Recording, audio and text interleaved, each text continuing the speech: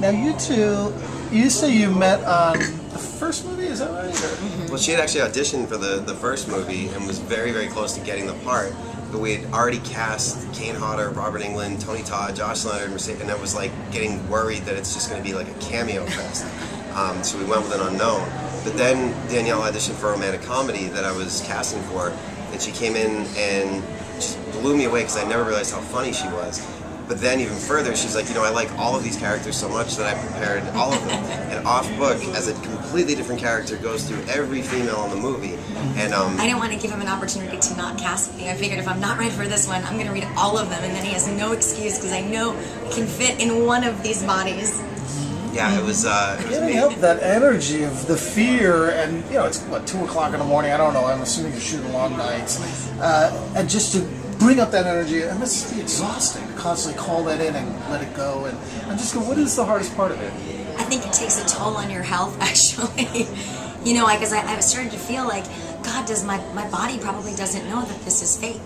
Because you have to convince yourself as an actor that this is really happening to you. So, what about, that final sequence you're on top of it, you're being into so nervous because the hatchet that I was using is really, it's just heavy, and it was cold, and my hands were freezing, and I was exhausted because I had done a take earlier, quite a few takes earlier, where I was actually hitting Kane, who had, with the foam hatchet.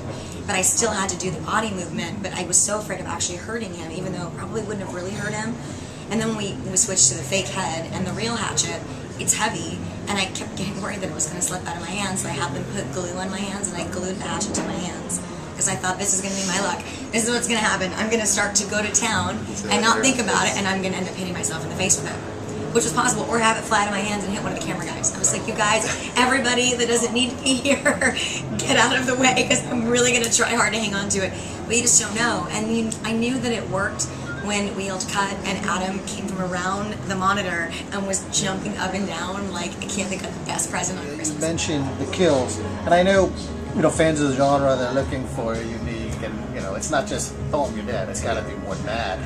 How long do you labor over that, and do you have input? You guys can sort of consult on what would be unique, what would be really cool here. I think that's all you. It's pretty much all me, but I labor over it very intensely because I come at it from a fan's perspective of what haven't I seen before, and the rule of thumb with this particular series that everything needs to be practical, old school effects, latex, silicone, done by artists and not computers.